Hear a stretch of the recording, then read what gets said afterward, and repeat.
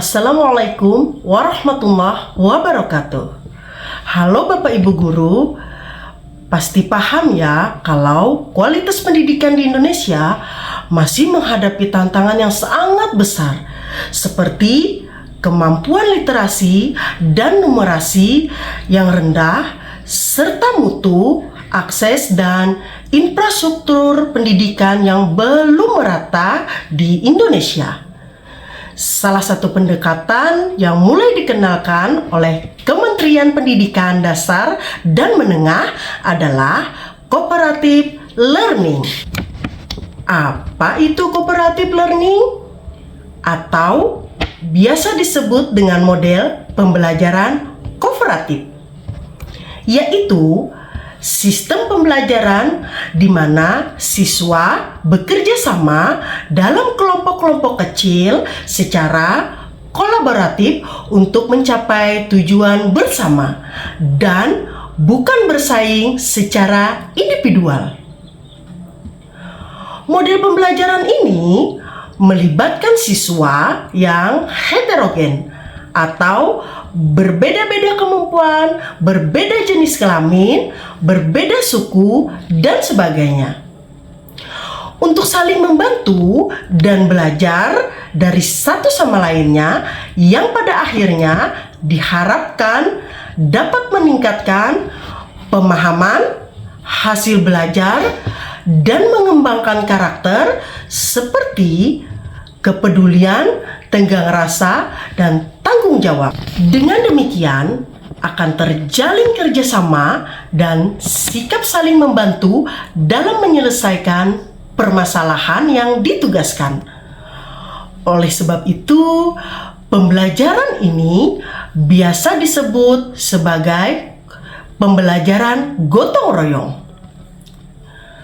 Cooperative learning atau pembelajaran kooperatif ini sangat menekankan keterlibatan semua peserta didik atau siswa saling bekerja kelompok kecil dan saling membantu dalam belajar. Dalam pembelajaran kooperatif, anggota kelompok bertanggung jawab atas ketuntasan tugas-tugas kelompoknya dan untuk mempelajari materi itu sendiri. Adapun unsur-unsur untuk mencapai manfaat yang diharapkan di cooperative learning atau model pembelajaran kooperatif, yaitu pertama, positive interdependence atau saling ketergantungan positif. Setiap anggota menyadari bahwa mereka membutuhkan satu sama lain untuk berhasil, sebab keberhasilan tugas ditentukan kerjasama antar anggota kelompok. Anggota kelompok saling bergantung atau untuk keberhasilan di mana prestasi kelompok bergantung pada semua usaha anggotanya. Kedua, face-to-face interaction atau disebut dengan interaksi tatap muka. Siswa saling mendukung, berbagi informasi, dan memberikan umpan balik. Hal ini terjadi karena adanya sikap saling tahu atau tolong-menolong antar anggota kelompok. Interaksi yang terjadi adalah dalam hal bertukar pikiran, ide, gagasan atas sebuah permasalahan, dan siswa atau peserta didik saling berkolaborasi. Ketiga, individual accountability atau biasa disebut dengan tanggung jawab individual. Setiap siswa bertanggung jawab atas bagiannya dan memahami materi. Hal ini dapat berupa sikap mau menolong teman satu kelompok yang merasa kesulitan. Setiap siswa bertanggung jawab atas bagian tugasnya sendiri dan juga membantu anggota kelompok lainnya. Keempat, social skills atau biasa disebut dengan keterampilan sosial. Siswa belajar cara berkomunikasi, memimpin, memecahkan konflik, dan membuat keputusan. Tidak hanya dituntut untuk menguasai materi pelajaran, tetapi siswa atau peserta didik juga dilatih untuk mampu berkomunikasi dengan baik bersama teman atau anggota kelompoknya. Kelima, group debriefing atau biasa disebut dengan evaluasi proses kelompok. Kelompok mendiskusikan bagaimana mereka bekerja sama dan mencari cara untuk meningkatkan proses kerja kelompok agar terselesaikan dengan baik. Setiap kelompok bekerja sama untuk mencapai satuan pembelajaran. Adapun langkah-langkah dalam penerapan cooperative learning atau metode pembelajaran kooperatif meliputi yang pertama, membentuk kelompok belajar. Guru memasangkan siswa dalam kelompok yang heterogen untuk saling melengkapi dan belajar satu sama lainnya. Kedua, menentukan tujuan bersama. Siswa bekerja sama untuk menentukan hasil yang ingin dicapai. Misalnya, mampu memecahkan masalah matematika atau mata pelajaran lainnya dalam satu tim. Langkah yang ketiga, melakukan diskusi dan berbagi. Siswa mendiskusikan dan berbagi pengetahuan, ide, atau gagasan dan pendapat mereka mengenai topik yang sedang dipelajari. Keempat, mempraktikkan konsep dalam aktivitas kolaboratif. Setelah pemahaman muncul dari diskusi, langkah selanjutnya adalah melakukan aktivitas kolaboratif yang menerapkan konsep yang baru dipelajari. Dengan mengikuti langkah-langkah ini, maka siswa atau peserta didik dapat belajar bekerja sama dalam tim, saling membantu, dan melebarkan wawasan, ide, atau gagasan dengan kerjasama teman-teman lainnya. Tujuan model pembelajaran kooperatif yaitu 1. Membentuk peserta didik menjadi pribadi yang lebih kuat dan peduli pada sesamanya.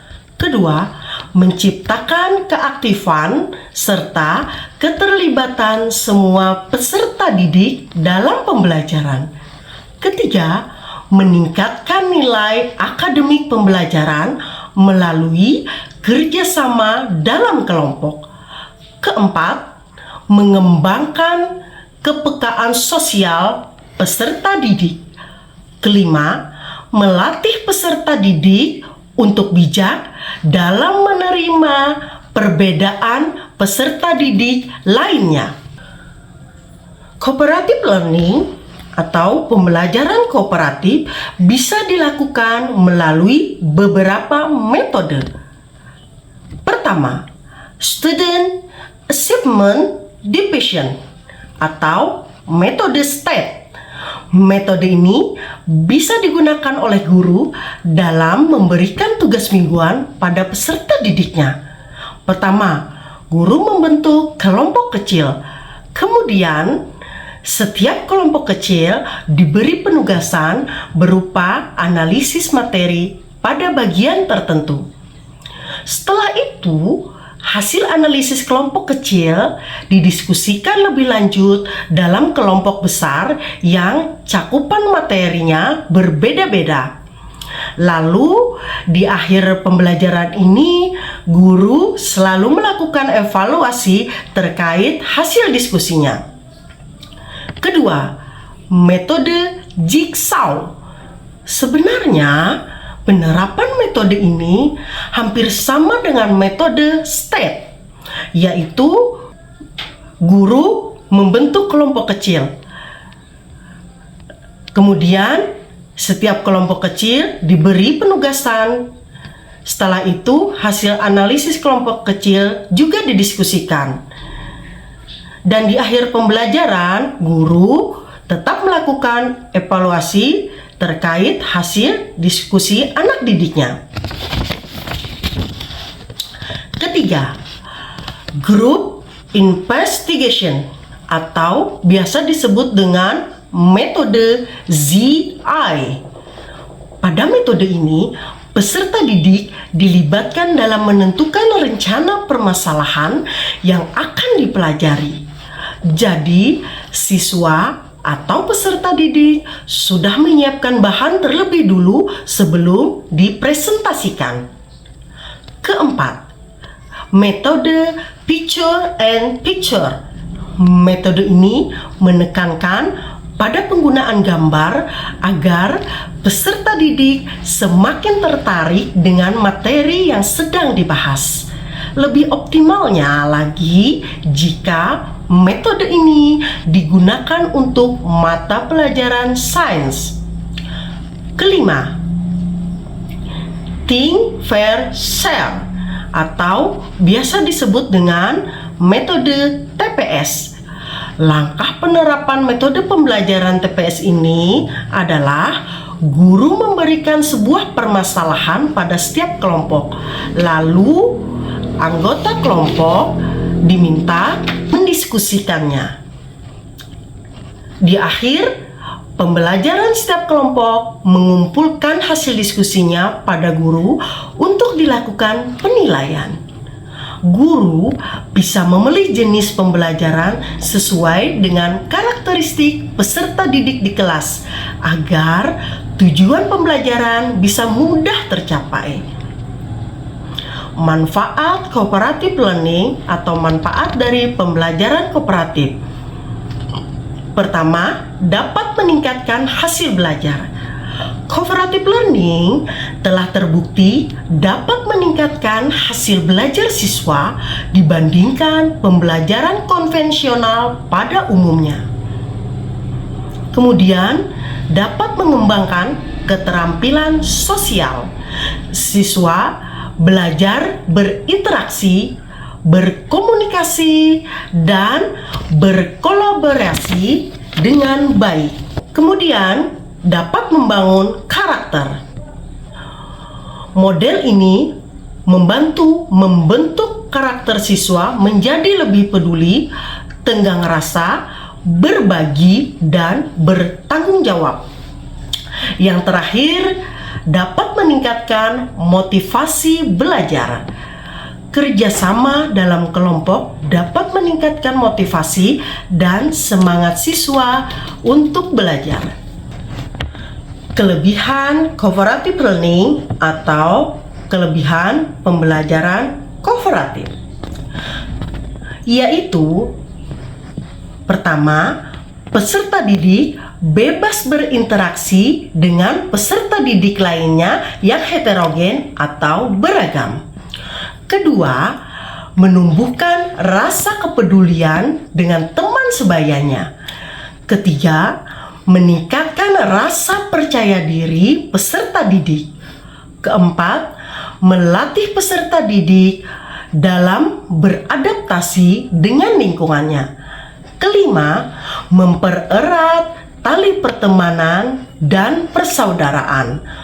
Keenam, meningkatkan hasil akademik pembelajaran karena setiap peserta didik selalu dilibatkan dalam upaya memecahkan masalah. Kekurangan cooperative learning atau kekurangan metode pembelajaran kooperatif. Jika ada kelebihan, tentu ada pula kekurangan. Hal itu juga berlaku pada semua model pembelajaran. Adapun kekurangan pembelajaran kooperatif. Pertama, jika anggota dalam kelompok tidak solid, maka peserta didik tidak bertanggung jawab pada tugasnya, hanya akan mengekor kelompoknya. Kedua, peserta didik yang memiliki tingkat kemampuan yang lebih tinggi berpotensi akan mengabaikan rekannya yang dianggap di bawahnya. Ketiga, jika tidak diarahkan dengan cukup baik, maka peserta didik bisa mengalami kesulitan dalam memahami materi secara komprehensif. Contoh pembelajaran kooperatif. Pembelajaran kooperatif pada mata pelajaran IPAS, contohnya untuk materi ekosistem. Metode yang digunakan adalah metode jigsaw.